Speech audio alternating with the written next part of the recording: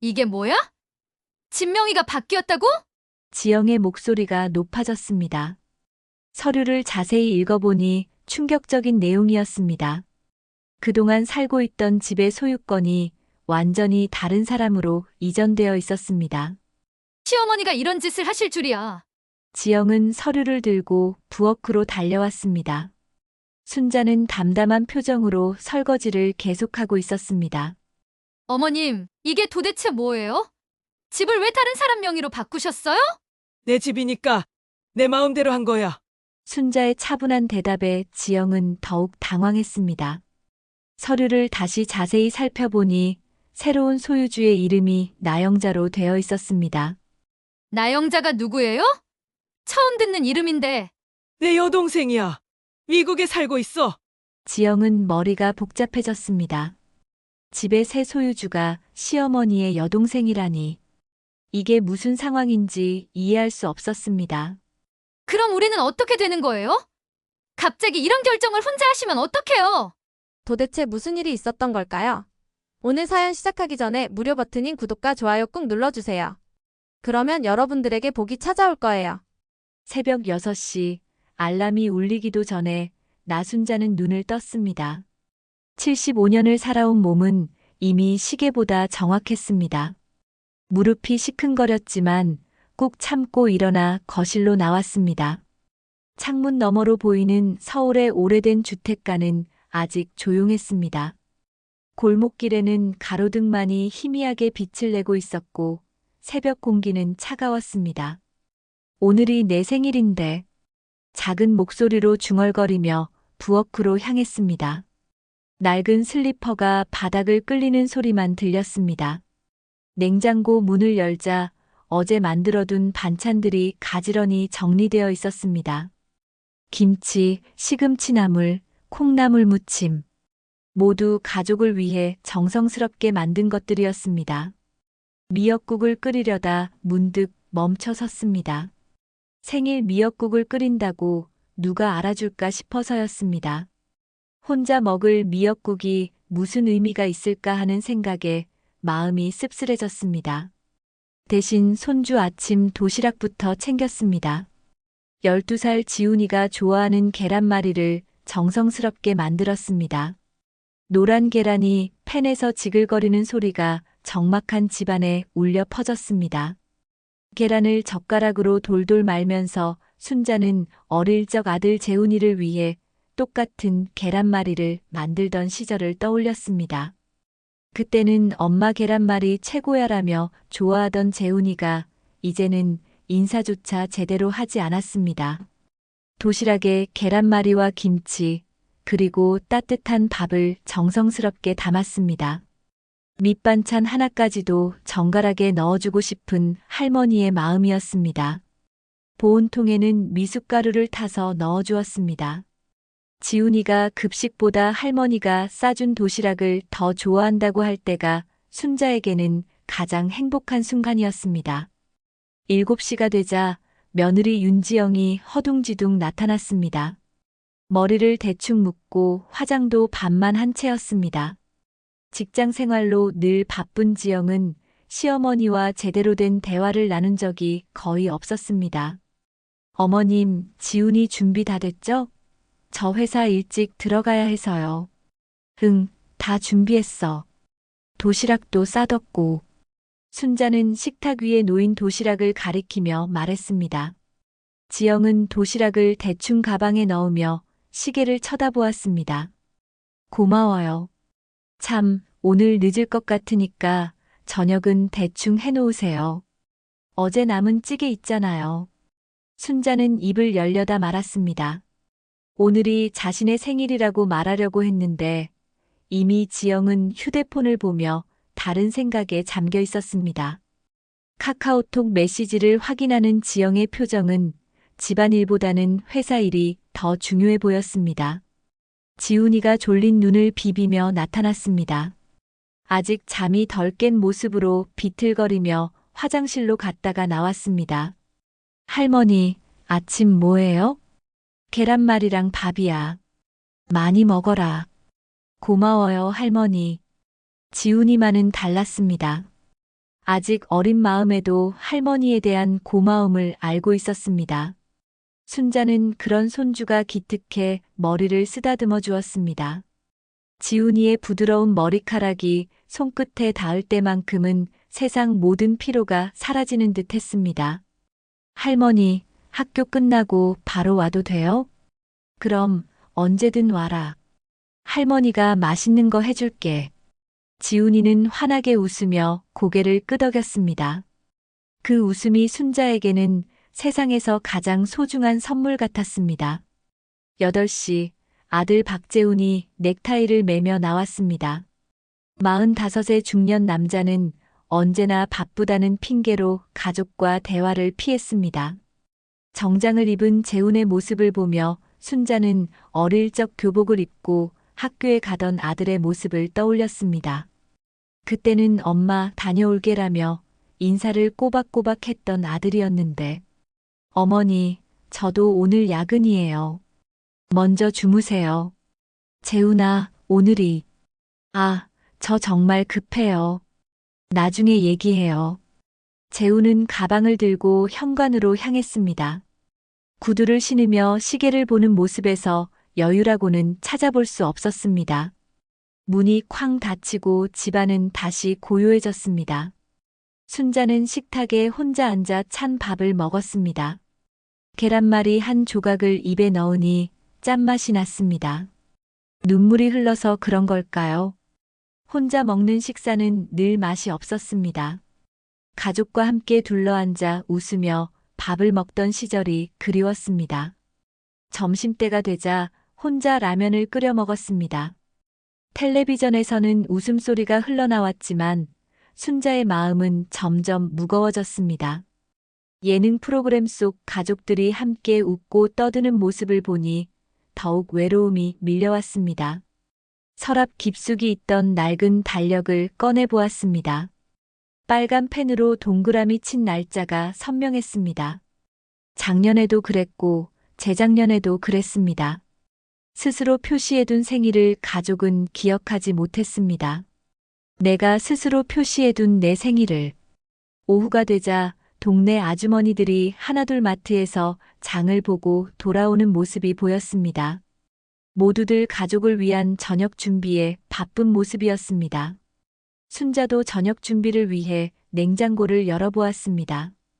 어제 만든 김치찌개가 그대로 있었습니다. 혼자 먹기에는 너무 많은 양이었지만 가족을 생각하며 늘 푸짐하게 만드는 습관이 있었습니다. 해가 질 무렵 지영이 먼저 돌아왔습니다. 피곤한 표정으로 소파에 털썩 앉았습니다. 하이힐을 벗어던지며 한숨을 내쉬었습니다. 직장에서의 스트레스가 얼굴에 그대로 드러나 있었습니다. 어머님, 요즘 누가 생일 챙기나요? 이 반찬 어제 남은 거예요. 시키지도 않고 그냥 드세요. 지영은 냉장고에서 김치찌개 통을 꺼내며 말했습니다. 차가운 찌개를 보며 순자의 가슴도 차갑게 식어갔습니다. 며느리의 말투에는 피로와 함께 무관심이 묻어 있었습니다. 나 생일이라고 말한 적 없는데 기억해 줄 줄 알았지. 순자는 작은 목소리로 혼잣말했습니다. 하지만 지영은 휴대폰 화면에만 집중하고 있었습니다. 소셜미디어를 확인하느라 바쁜 지영에게 시어머니의 중얼거림은 들리지 않았습니다. 밤이 되어 재훈이 돌아왔을 때도 마찬가지였습니다. 피곤하다며 인사도 없이 방으로 들어가 버렸습니다. 순자는 거실에 혼자 앉아 시계 소리를 들었습니다. 똑딱똑딱 규칙적인 시계 소리만이 조용한 집안을 채웠습니다. 그래, 기대한 내가 바보지. 그냥 밥만 먹자. 이 나이에 무슨 생일이야. 마음속으로 되뇌며 순자는 자신을 위로했습니다. 하지만 가슴 한편에는 서운함이 깊이 자리 잡고 있었습니다. 자정이 넘어가며 75번째 생일이 조용히 지나갔습니다. 다음 날 아침 순자는 평소보다 일찍 일어났습니다. 어젯밤 잠을 제대로 이루지 못해서 몸이 무거웠지만 습관적으로 부엌으로 향했습니다.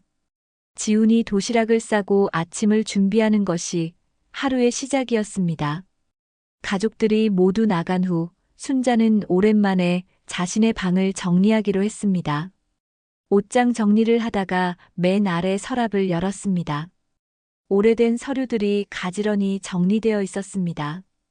혼인신고서, 사본, 아이들 출생신고서, 그리고 집 등기 서류가 눈에 띄었습니다. 이게 여기 있었구나. 순자는 등기 서류를 조심스럽게 꺼내보았습니다.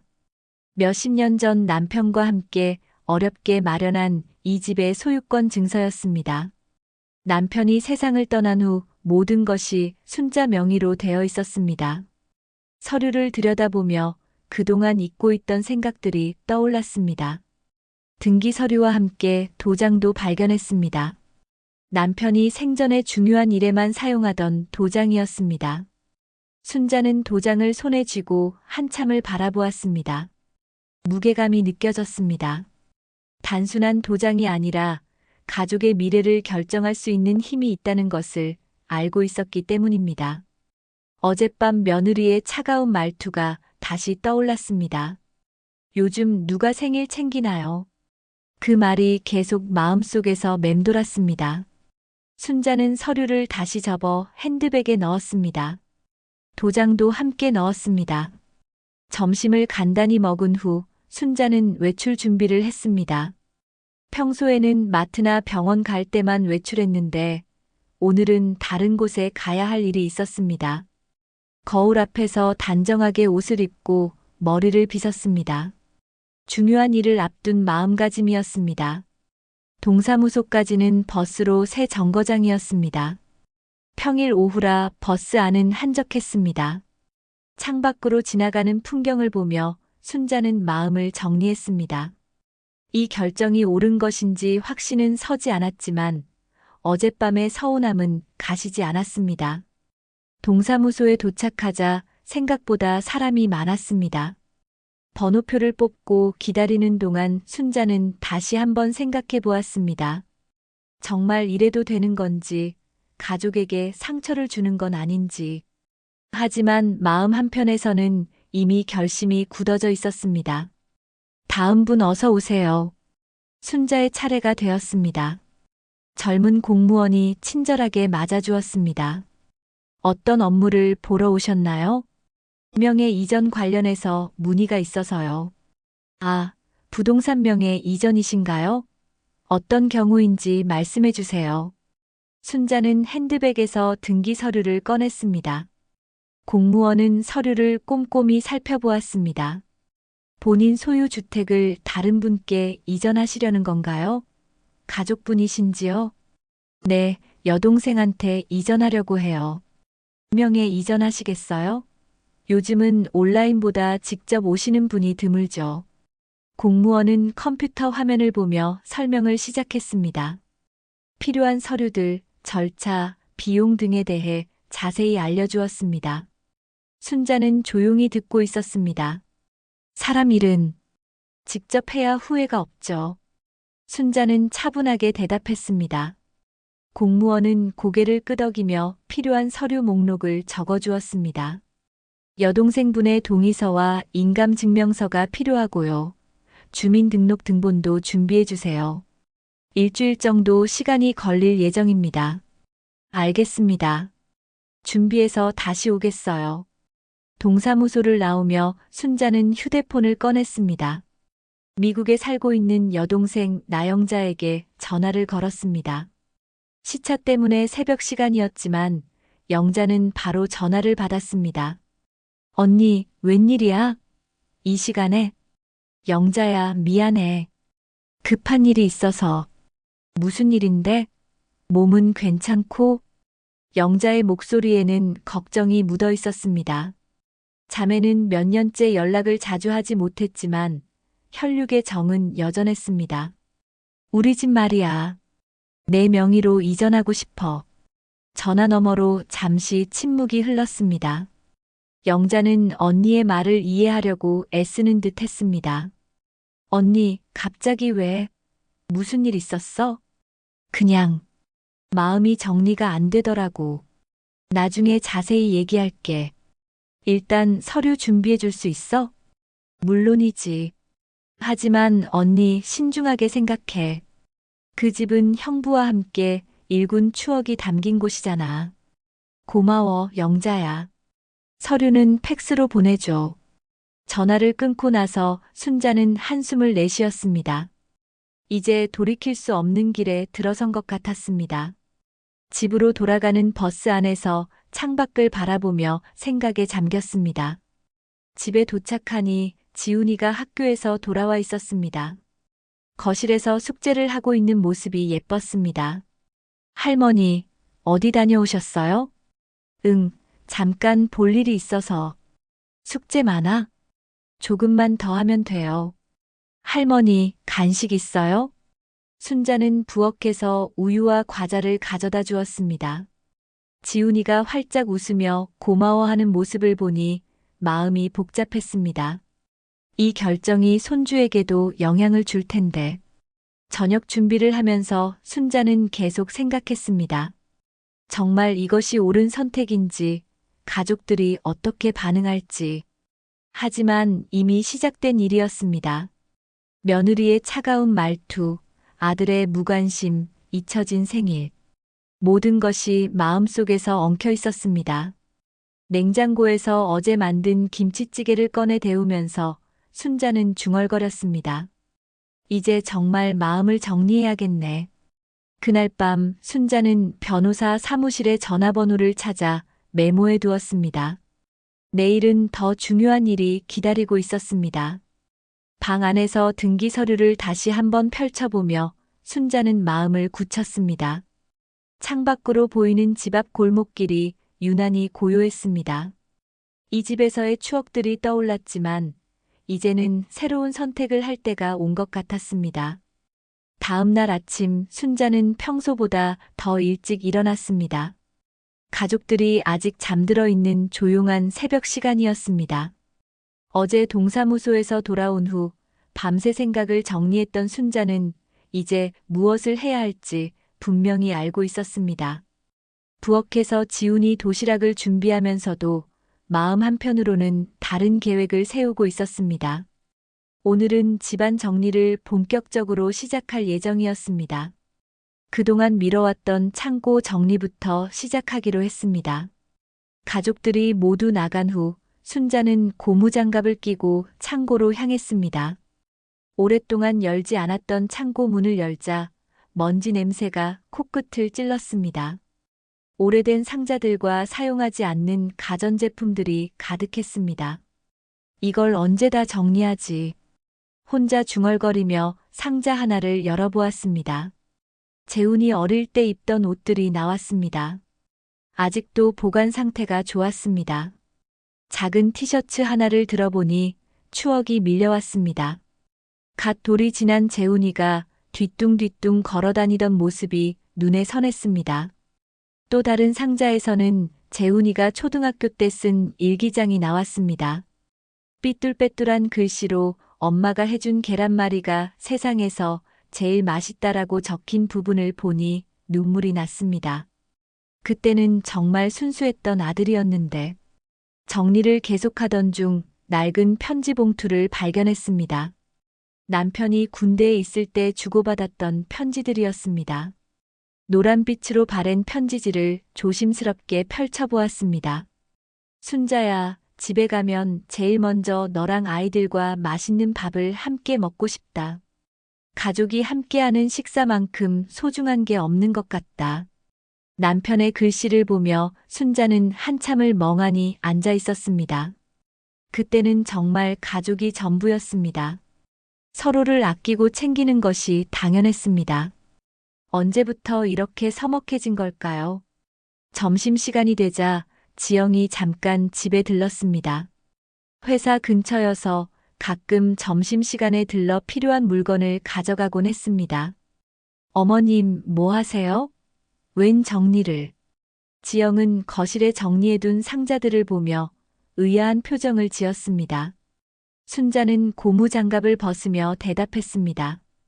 그냥 오랫동안 안 한 정리 좀 하려고. 왜 그렇게 정리를 하세요? 갑자기 지영의 목소리에는 약간의 경계심이 섞여 있었습니다. 시어머니가 갑자기 집안 정리를 하는 것이 이상했습니다. 순자는 대답하지 않고 부엌으로 가서 물을 마셨습니다. 지영은 잠시 서 있다가 급하다며 나가버렸습니다. 순자는 그런 며느리의 뒷모습을 조용히 바라보았습니다. 오후에는 안방 정리를 시작했습니다. 옷장 깊숙이 있던 물건들을 하나씩 꺼내면서 추억을 정리했습니다. 결혼반지, 아이들 베넷 저고리, 남편의 넥타이. 모든 것에 이야기가 있었습니다. 서랍 맨 아래에서 작은 수첩을 발견했습니다. 지훈이가 어릴 때 할머니에게 쓴 편지들을 모아둔 것이었습니다. 할머니 사랑해요. 할머니가 해주는 밥이 제일 맛있어요. 같은 짧은 글들이 적혀 있었습니다. 순자는 그 편지들을 조심스럽게 다시 정리했습니다. 지훈이만큼은 여전히 할머니를 좋아했습니다. 이 결정이 손주에게 상처가 되지 않을까 걱정이 되었습니다. 저녁 준비를 하면서도 계속 생각에 잠겨 있었습니다. 냉장고 정리도 해야겠다는 생각이 들었습니다. 오래된 반찬들을 버리고 필요한 것만 남겨두자고 마음먹었습니다. 그때 휴대폰이 울렸습니다. 변호사 사무실에서 온 전화였습니다. 어제 문의했던 상속 관련 상담 예약을 확인하는 전화였습니다. 내일 오후 2시에 상담 가능하시다고 하셨는데 맞으신가요? 네, 맞습니다. 필요한 서류들은 안내해드린 대로 준비해 오시면 됩니다. 전화를 끊고 나니 마음이 무거워졌습니다. 이제 정말 구체적으로 진행되는 일이었습니다. 돌이킬 수 없는 강을 건드리는 기분이었습니다. 지훈이가 학교에서 돌아왔을 때 순자는 거실 정리를 마무리하고 있었습니다. 할머니, 왜 이렇게 정리하고 있어요? 이사 가세요? 지훈이의 순진한 질문에 순자는 가슴이 철렁했습니다. 아니야, 그냥 오래된 물건들 정리하는 거야. 저도 도와드릴까요? 고마워. 하지만 숙제부터 하렴. 지훈이는 고개를 끄덕이며 자신의 방으로 갔습니다. 순자는 그런 손주를 바라보며 복잡한 마음이 들었습니다. 저녁 식사 시간, 재훈이가 돌아와서 정리된 거실을 보더니 무심하게 말했습니다. 어머니, 대청소라도 하시는 거예요? 응, 그냥 좀 정리하고 싶어서. 재훈은 별다른 관심을 보이지 않고 방으로 들어갔습니다. 지영도 마찬가지였습니다. 피곤하다며 일찍 잠자리에 들었습니다. 밤이 되어 모두가 잠든 후 순자는 거실에 혼자 앉아 있었습니다. 정리된 집안을 둘러보니 묘한 기분이 들었습니다.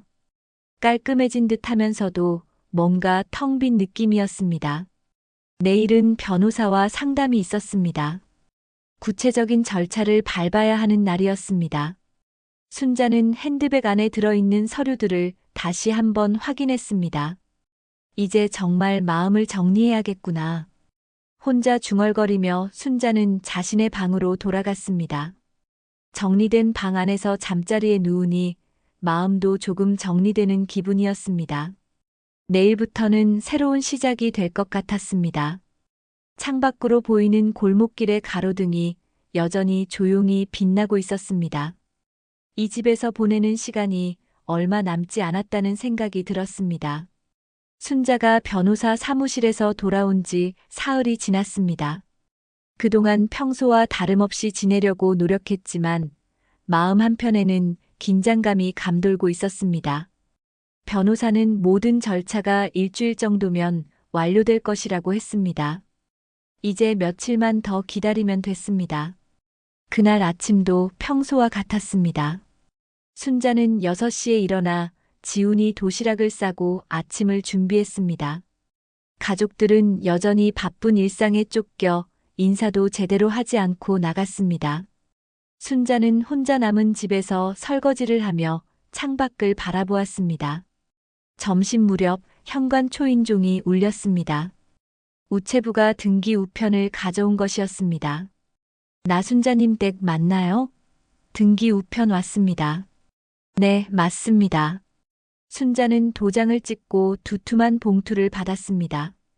발신인을 보니 법무사 사무실이었습니다. 마침내 모든 서류 처리가 완료된 것 같았습니다. 순자는 봉투를 받고 문을 닫았습니다. 봉투를 뜯어보니 예상했던 대로였습니다. 진명의 이전이 완료되었다는 통지서와 새로운 등기부등본이 들어있었습니다. 이제 이 집의 소유주는 미국에 살고 있는 여동생 나영자였습니다. 순자는 서류를 찬찬히 살펴보았습니다.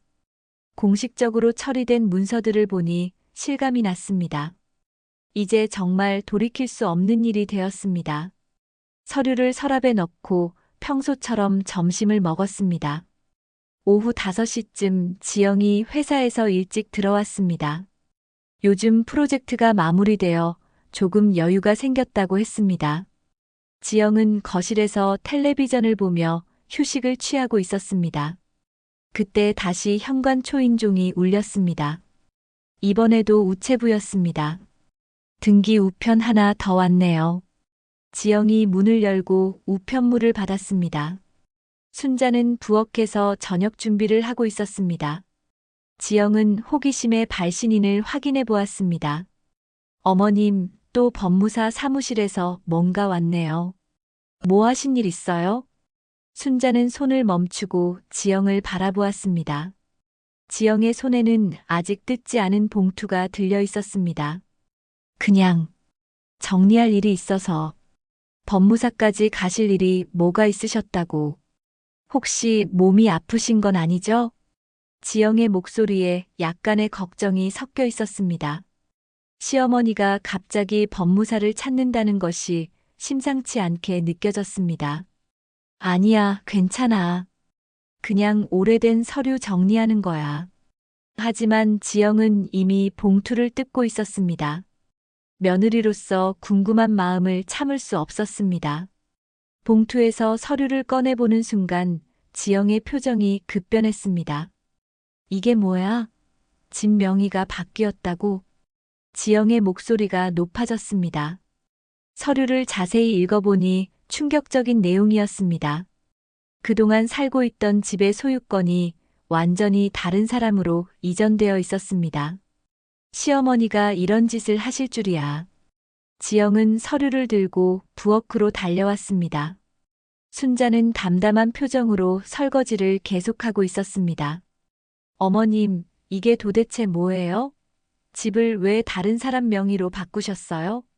내 집이니까 내 마음대로 한 거야. 순자의 차분한 대답에 지영은 더욱 당황했습니다. 서류를 다시 자세히 살펴보니 새로운 소유주의 이름이 나영자로 되어 있었습니다. 나영자가 누구예요? 처음 듣는 이름인데. 내 여동생이야. 미국에 살고 있어. 지영은 머리가 복잡해졌습니다. 집의 새 소유주가 시어머니의 여동생이라니. 이게 무슨 상황인지 이해할 수 없었습니다. 그럼 우리는 어떻게 되는 거예요? 갑자기 이런 결정을 혼자 하시면 어떡해요? 지영의 목소리에는 분노와 당황이 섞여 있었습니다. 예상치 못한 일이 벌어진 것에 대한 충격이 컸습니다. 순자는 여전히 설거지를 하며 대답했습니다. 걱정하지 마. 당장 나가라는 건 아니야. 당장이 아니라면 언젠가는 나가야 한다는 얘기잖아요. 왜 이런 일을 미리 상의하지 않으셨어요?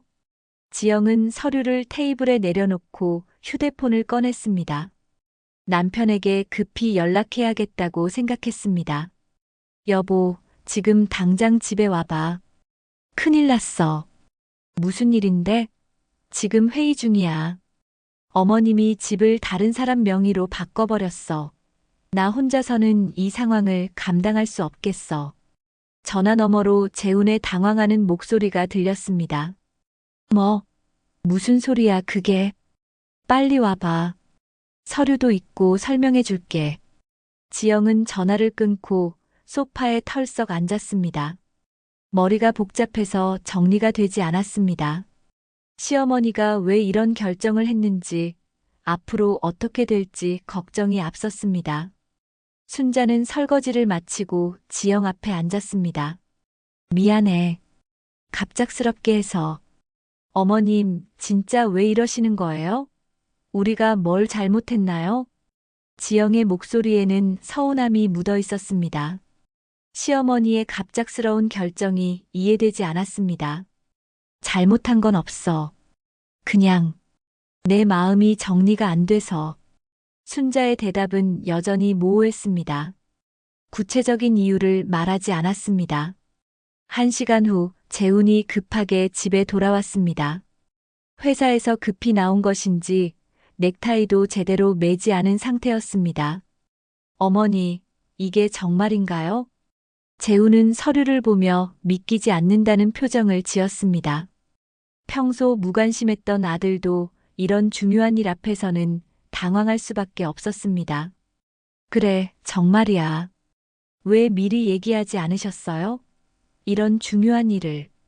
재훈의 목소리에도 당황과 서운함이 섞여 있었습니다. 어머니가 이렇게 중대한 결정을 혼자 내린 것이 충격적이었습니다. 그때 지훈이가 학교에서 돌아왔습니다. 거실의 무거운 분위기를 감지한 지훈이는 조심스럽게 물었습니다. 무슨 일이에요? 왜 다들 심각해요? 어른들은 아이 앞에서 어떻게 설명해야 할지 난감했습니다. 순자가 먼저 입을 열었습니다. 지훈아, 숙제부터 하렴. 어른들 얘기 중이야. 지훈이는 고개를 끄덕이고 자신의 방으로 갔습니다. 하지만 마음 한편으로는 무슨 일인지 궁금했습니다.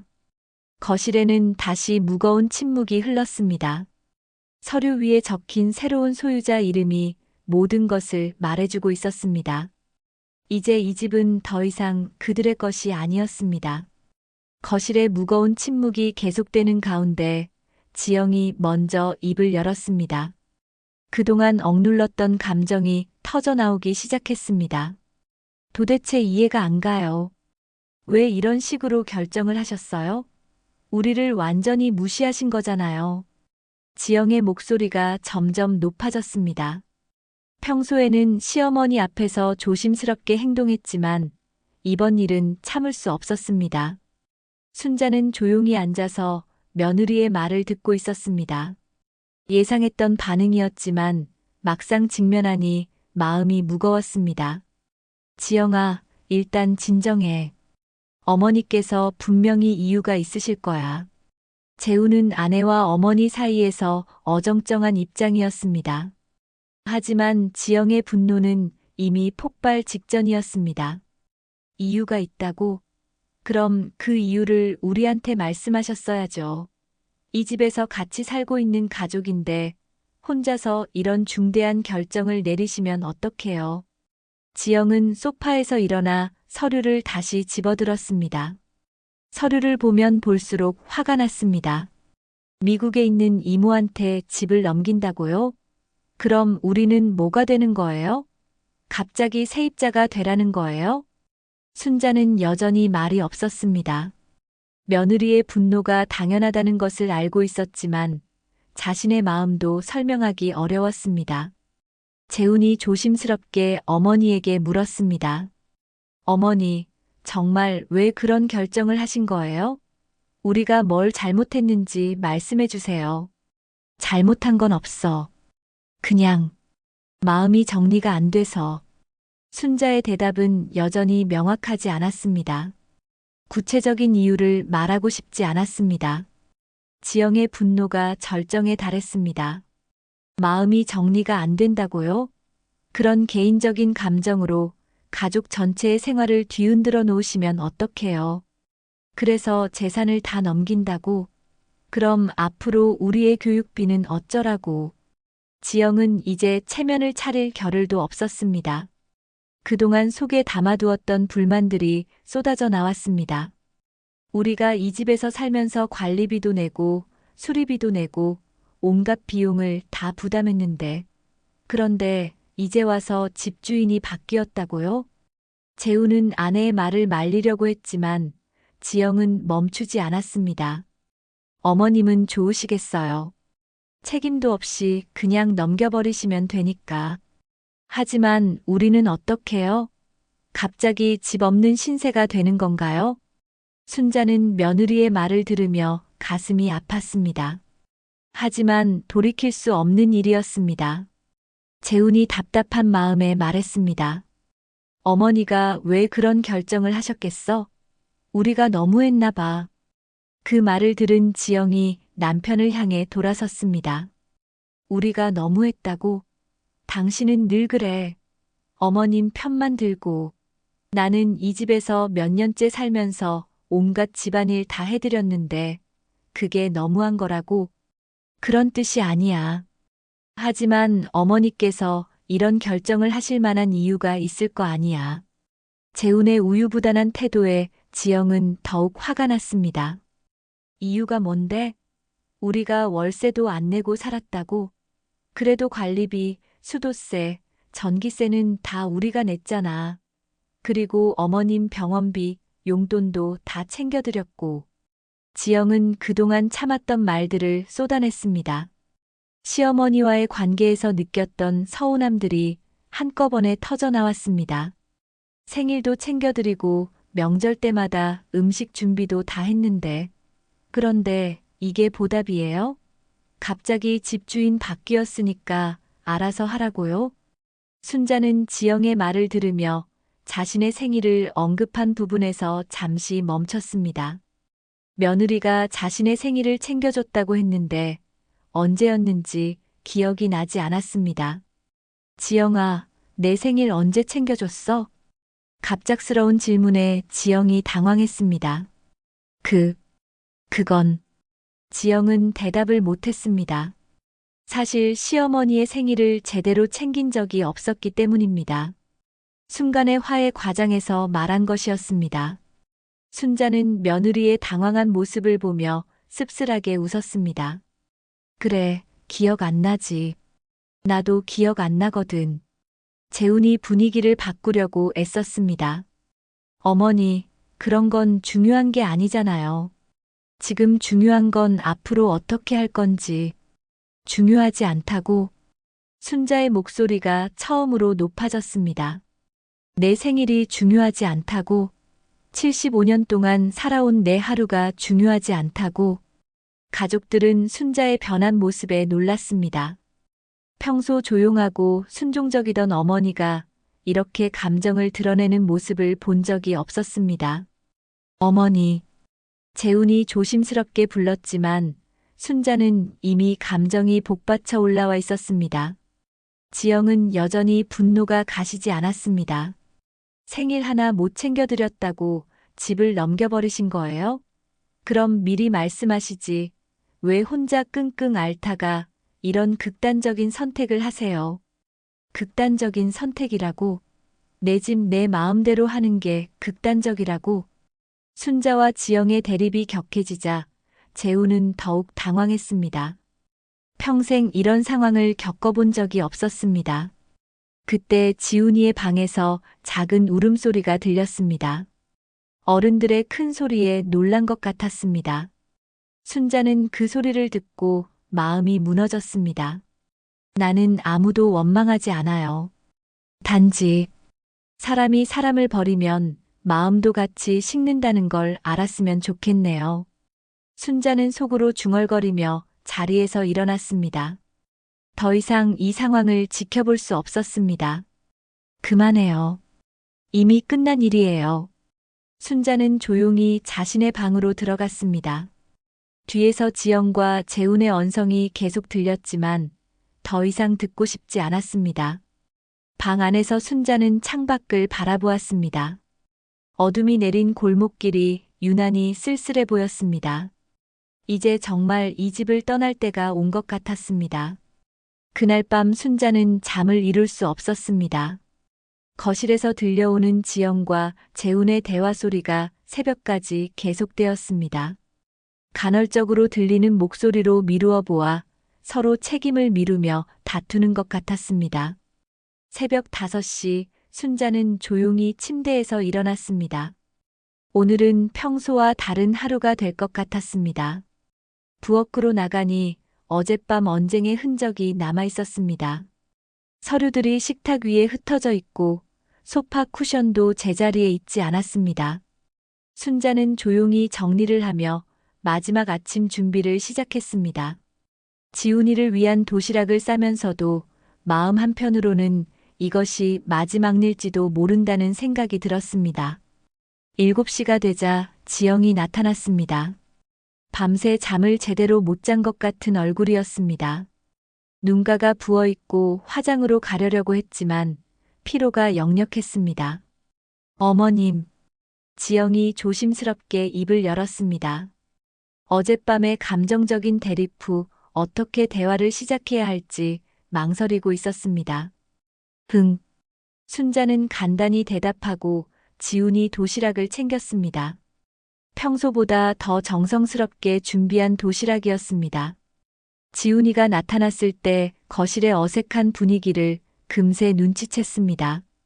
어젯밤 어른들이 큰 소리로 이야기하는 것을 들었기 때문입니다. 할머니, 엄마, 무슨 일 있었어요? 지훈이의 순진한 질문에 어른들은 서로 눈치를 봤습니다. 아직 어린 손주에게 어떻게 설명해야 할지 난감했습니다. 아무 일 없어. 그냥 어른들 얘기였어. 순자가 먼저 대답했습니다.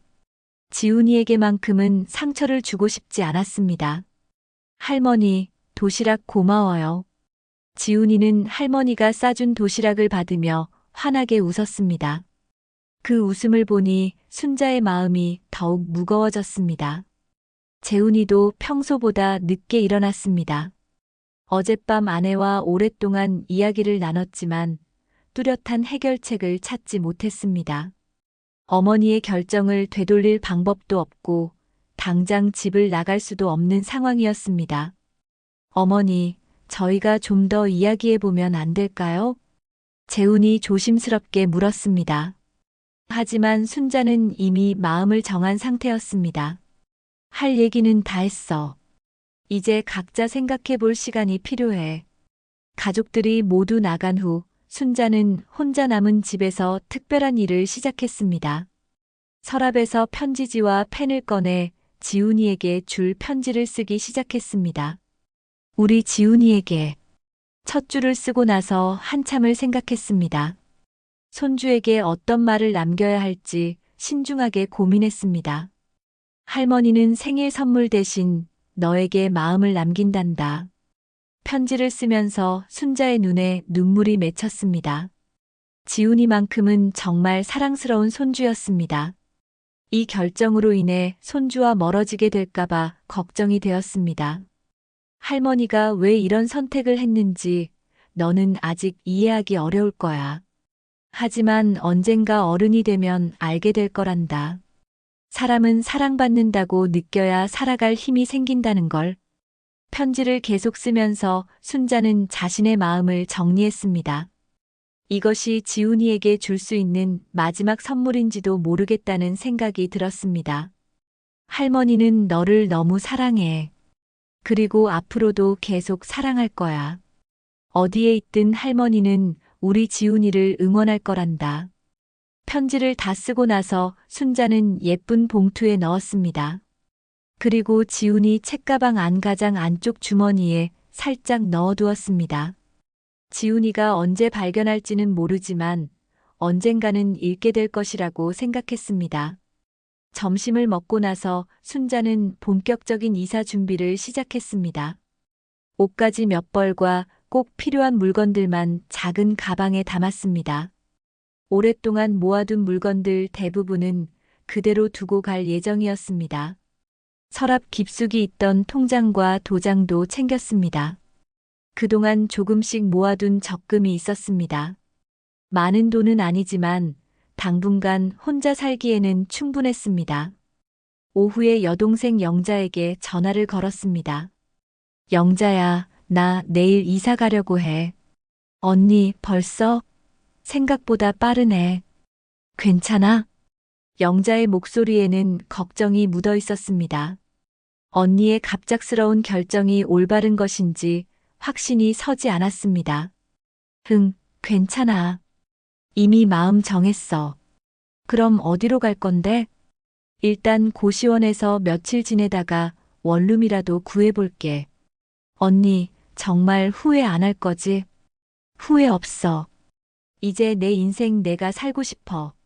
전화를 끊고 나서 순자는 마지막 정리를 계속했습니다. 냉장고 안에 반찬들도 정리했습니다. 지영이 좋아하는 김치와 재훈이 즐겨 먹는 멸치볶음도 충분히 만들어 두었습니다. 저녁 시간이 되어 지훈이가 학교에서 돌아왔습니다.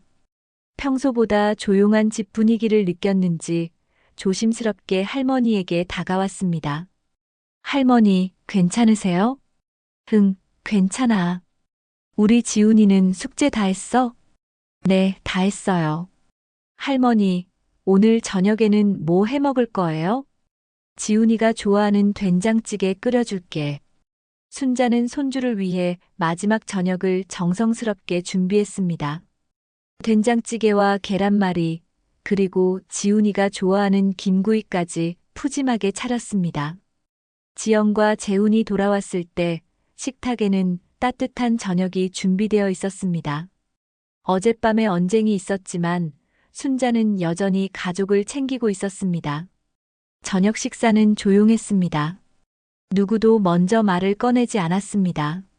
지훈이만 맛있게 밥을 먹으며 가끔 할머니에게 말을 걸었습니다. 할머니, 된장찌개 정말 맛있어요. 그래, 많이 먹어라. 순자는 손주의 밝은 모습을 보며 마음속으로 작별 인사를 했습니다. 내일이면 이런 평범한 일상도 끝이 날 것이었습니다. 식사가 끝나고 설거지를 하면서 순자는 마지막으로 이 부엌에서 보내는 시간을 느꼈습니다. 몇십 년 동안 가족을 위해 음식을 만들었던 부엌이었습니다.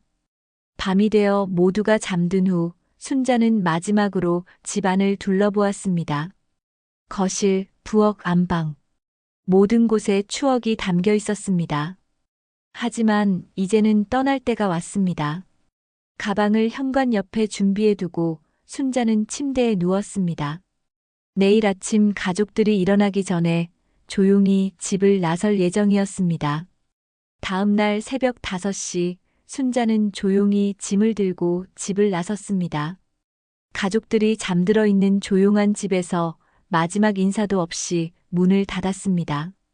골목길에는 아직 가로등이 켜져 있었고 새벽 공기는 차가웠습니다. 오전 7시 평소 시간에 일어난 지영은 순자가 보이지 않는 것을 이상하게 여겼습니다. 부엌에 가보니 어머니의 모습이 없었습니다. 지훈이 도시락도 준비되어 있지 않았습니다. 어머님? 어머님? 지영이 순자의 방을 노크했지만 대답이 없었습니다. 문을 열어보니 방은 비어 있었고 평소 놓여있던 개인 물품들이 사라져 있었습니다. 여보, 빨리 와봐. 지영의 급한 목소리에 재훈이 잠에서 깨어 달려왔습니다. 왜 그래? 어머님이 안 계셔. 짐도 없어졌어. 재훈은 어머니 방을 살펴보고 나서야 상황을 이해했습니다. 옷장 안에 옷들도 많이 사라져 있었고 서랍도 비어 있었습니다. 설마 정말 나가신 건가? 지영과 재훈은 당황했습니다. 어젯밤까지만 해도 이런 일이 일어날 줄은 몰랐습니다. 설마 정말로 집을 떠나실 줄은 생각하지 못했습니다. 지훈이가 일어나서 거실로 나왔습니다. 할머니는 어디 계세요? 도시락. 지훈아, 할머니가 잠깐 어디 가신 것 같아. 오늘은 엄마가 도시락 싸줄게. 지영은 아이에게 어떻게 설명해야 할지 몰라 얼버무렸습니다. 급하게 도시락을 준비하느라 정신이 없었습니다. 재훈은 어머니의 휴대폰으로 전화를 걸어봤지만 받지 않았습니다. 문자 메시지를 보내도 답이 없었습니다. 정말 어디 가신 것 같아. 짐도 챙겨서. 그날 하루 종일 지영과 재훈은 순자의 행방을 찾으려 노력했습니다. 동네 이웃들에게 물어보고 자주 가시던 병원과 마트에도 연락해봤지만 소식이 없었습니다. 일주일이 지났습니다. 순자는 여전히 연락을 하지 않았습니다. 지영은 처음에는 화가 났지만 시간이 지나면서 걱정이 더 커졌습니다. 시어머니가 혼자서 어떻게 지내고 계실지 마음이 무거웠습니다. 정말 이럴 줄 몰랐어. 설마 진짜 나가실 줄이야. 지영은 재훈에게 말했습니다. 그동안 시어머니의 존재를 당연하게 여겼는데 없어지고 나니 그 빈자리가 크게 느껴졌습니다. 아침에 지훈이 도시락을 챙기는 일부터 시작해서 모든 일상이 달라졌습니다. 지영이 출근 전에 서둘러 준비해야 했고 저녁 준비도 혼자 해야 했습니다. 그동안 순자가 얼마나 많은 일을 해주고 있었는지 실감했습니다. 지훈이가 가장 힘들어했습니다. 할머니 언제 오세요? 할머니가 해주시던 계란말이가 먹고 싶어요. 지영이 만든 계란말이는 할머니 것과 맛이 달랐습니다. 지훈이는 할머니를 그리워하며 자주 울었습니다. 어느 날 저녁 지영이 냉장고를 정리하던 중 이상한 것을 발견했습니다. 평소 반찬을 담아두던 유리 용기 하나가 다른 것들과 달리 깨끗하게 씻겨져 있었습니다. 용기를 열어보니 안에 편지 봉투와 서류, 그리고 사진 한 장이 들어 있었습니다. 이게 뭐지? 지영은 조심스럽게 봉투를 열어보았습니다. 순자의 손글씨로 쓰인 편지였습니다. 지영아, 그동안 고생 많았어. 내가 갑자기 이런 결정을 해서 놀랐을 거야. 미안해. 편지를 읽기 시작하자 지영의 눈에 눈물이 맺혔습니다. 나는 75년을 살면서 가족을 위해 최선을 다했다고 생각했어. 하지만 어느 순간부터 내가 짐이 되고 있다는 생각이 들더라. 특히 내 생일날 아무도 기억해주지 않을 때 마음이 많이 아팠어. 지영은 시어머니의 생일을 기억하지 못했던 자신을 돌아보며 가슴이 아팠습니다. 하지만 너희를 원망하는 건 아니야. 다들 바쁘고 힘든 걸 알고 있어. 다만 나도 이제 내 인생을 살고 싶어졌어. 너무 늦었지만. 편지와 함께 들어있던 서류를 보니 집 증여 관련 문서의 복사본이었습니다. 그리고 사진 한 장이 있었습니다. 어린 재훈을 품에 안고 웃고 있는 젊은 순자의 모습이었습니다. 사진 뒷면에는 글귀가 적혀 있었습니다. 재훈이 돌잔치 날. 세상에서 가장 행복했던 날. 지영은 사진을 보며 눈물을 흘렸습니다. 그때의 순자는 정말 행복해 보였습니다.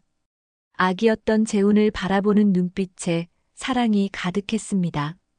이게 무슨 내가 뭐라고 이걸 몰랐을까?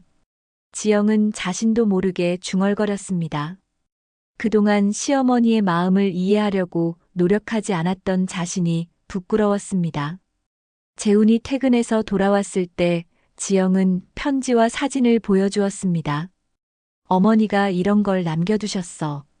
재훈은 편지를 읽고 사진을 보며 오랫동안 말을 하지 못했습니다.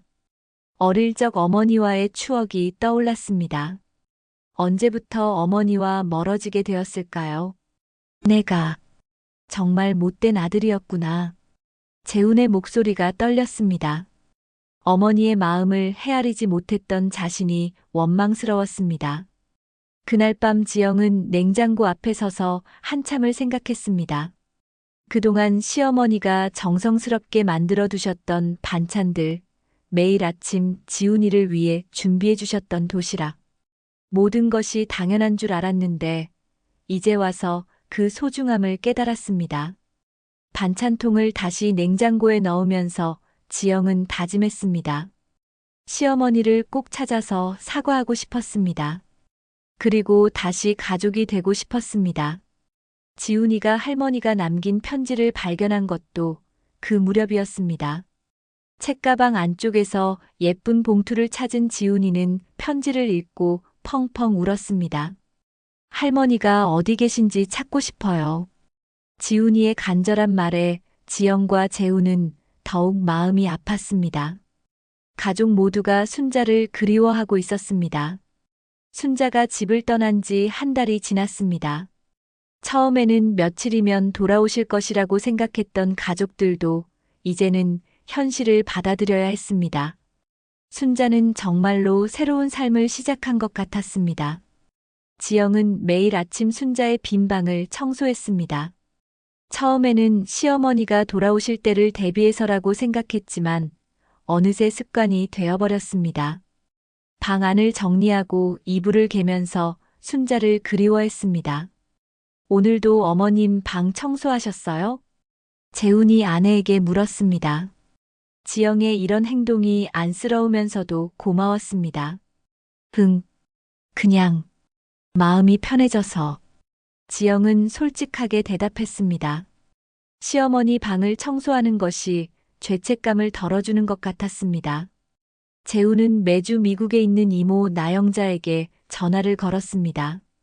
어머니의 안부를 확인하고 싶었지만 영자도 순자와 자주 연락하지는 않는다고 했습니다. 언니가 고시원에서 지내다가 이제 작은 원룸을 구했다고 하더라. 혼자 살기에는 충분하다면서 걱정하지 말라고 하시네. 정말 괜찮으신 건가요? 돈은 충분하시고요. 그동안 모아둔 적금이 있다고 하시던데. 하지만 재훈아, 너희들이 먼저 연락해봐야 하는 거 아니야? 영자의 말에 재훈은 할 말이 없었습니다. 어머니께 먼저 연락드려야 한다는 것을 알면서도 어떻게 시작해야 할지 몰랐습니다. 지훈이는 할머니가 없는 생활에 적응하지 못했습니다. 학교에서 돌아와도 할머니가 반겨주지 않는 집이 낯설었습니다. 할머니가 해주던 간식도 없고 따뜻한 말씀도 들을 수 없었습니다. 엄마, 할머니 전화번호 알아요? 지훈이가 지영에게 물었습니다. 할머니와 직접 통화하고 싶어 했습니다.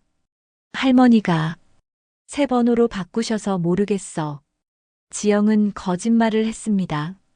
사실 순자의 전화번호는 알고 있었지만 먼저 연락하기가 부끄러웠습니다. 지훈이는 할머니를 그리워하며 그림 일기를 쓰기 시작했습니다. 할머니는 내가 모르는 곳에서 생일 케이크를 드시고 계시겠지. 할머니 생일에 축하한다고 말씀드리지 못해서 미안해요. 할머니가 보고 싶어요. 지영이 지훈이의 일기를 보고 눈물을 흘렸습니다. 아이도 할머니를 그리워하고 있었고 어른들의 실수를 이해하고 있었습니다. 어느 토요일 오후 지영은 용기를 내어 순자에게 전화를 걸었습니다. 여러 번 망설이다가 번호를 눌렀습니다. 여보세요? 순자의 목소리가 들렸습니다. 예전보다 밝아진 것 같았습니다. 어머님, 저예요, 지영이에요. 전화 너머로 잠시 침묵이 흘렀습니다. 지영아, 안녕. 어머님, 그동안 어떻게 지내셨어요? 건강은 괜찮으시고요? 괜찮아. 너희들은 어때? 저희는 어머님이 안 계시니까 많이 힘들어요. 특히 지훈이가 할머니 보고 싶어 해요. 지영의 목소리에 눈물이 섞였습니다. 지훈이 많이 컸을 거야. 순자의 목소리도 조금 떨렸습니다. 손주에 대한 그리움이 묻어 있었습니다. 어머님, 저희가 정말 죄송해요. 그동안 어머님 마음을 몰라드려서. 지영아, 이제 그런 얘기는 하지 마. 다들 각자의 인생이 있는 거야. 하지만 가족인데요. 가족이라고 해서 모든 걸 참고 살 필요는 없어. 나도 이제 내 인생을 살고 싶어. 순자의 말에는 의연함이 있었습니다. 혼자 지내면서 많은 것을 깨달은 것 같았습니다. 전화를 끊고 나서 지영은 한참을 울었습니다. 시어머니의 목소리에서 서운함보다는 평안함이 느껴졌습니다. 오히려 그것이 더 마음 아팠습니다. 재훈도 며칠 후 어머니께 전화를 드렸습니다. 어머니, 저입니다. 재훈아, 잘 지내니? 어머니, 정말 죄송해요. 그동안 제가 너무 무관심했어요. 괜찮아. 너도 바쁘고 힘들었잖아. 어머니 없으니까 집이 집 같지 않아요. 제발 돌아와 주세요. 재훈의 간절한 부탁에 순자는 잠시 말이 없었습니다. 재훈아, 나는 이제 괜찮아. 너희들도 이제 독립해서 살아야지. 하지만 어머니, 그리고 지훈이한테 전해줘. 할머니가 많이 사랑한다고. 순자는 더 이상 감정적으로 얽매이고 싶지 않았습니다. 자식들에 대한 사랑은 여전했지만 이제는 거리를 두고 지켜보고 싶었습니다. 계절이 바뀌어 겨울이 되었습니다. 순자가 집을 떠난 지 벌써 6달이 지났습니다. 지영은 여전히 매일 순자의 방을 청소했습니다. 재우는 주말마다 어머니가 계신 동네 근처를 서성이곤 했지만 직접 찾아뵈는 용기는 내지 못했습니다. 지훈이는 할머니를 그리워하는 마음을 그림일기로 표현했습니다. 할머니, 오늘 학교에서 친구들과 할머니 이야기를 했어요. 다른 친구들 할머니는 같이 살고 계시는데 우리 할머니는 왜 멀리 계신지 모르겠어요. 빨리 보고 싶어요. 어느 날 저녁 가족 3명이 저녁을 먹고 있을 때 지훈이가 말했습니다. 엄마, 아빠, 할머니한테 편지 쓸 수 있을까요? 편지? 네. 할머니가 보고 싶다고, 그리고 사랑한다고 써서 보내고 싶어요. 지영과 재훈은 서로를 바라보았습니다. 아이의 순수한 마음이 어른들보다 더 용감했습니다. 그래, 편지 써보자. 지영이 먼저 대답했습니다. 가족 모두가 함께 순자에게 편지를 쓰기로 했습니다. 그날 밤 3사람은 각자 순자에게 드릴 편지를 썼습니다. 지훈이는 예쁜 그림과 함께 할머니에 대한 그리움을 적었고, 지영과 재훈은 그동안 하지 못했던 사과와 감사의 마음을 담았습니다. 편지를 다 쓰고 나서 지영이 말했습니다. 내일 직접 가져다 드리자. 이제 더 이상 미룰 수 없었습니다. 가족의 마음을 전할 때가 되었습니다. 순자는 작은 원룸에서 혼자 지내며 새로운 일상에 적응하고 있었습니다. 처음에는 외로웠지만 이제는 자유로움을 느끼고 있었습니다. 동네 노인정에서 새로운 친구들도 사귀었고 그동안 하지 못했던 취미 활동도 시작했습니다. 하지만 가끔 지훈이 생각이 나면 마음이 아팠습니다. 손주와 떨어져 지내는 것이 가장 힘들었습니다. 그날 저녁 순자는 창밖을 바라보며 혼잣말했습니다. 사랑은 때로 말보다 조용한 선택으로 남는 법이죠. 나를 기억해주는 마음이 있다면 그걸로 족합니다. 멀리서 들려오는 아이들의 웃음소리를 들으며 순자는 미소를 지었습니다. 이제 진정한 의미의 가족이 무엇인지 모두가 깨달을 때가 올 것이라고 믿었습니다. 오늘 이야기가 마음에 남으셨다면 구독과 좋아요로 함께 해주세요. 더 많은 이야기로 다시 찾아올게요. 구독과 좋아요는 큰 힘이 됩니다.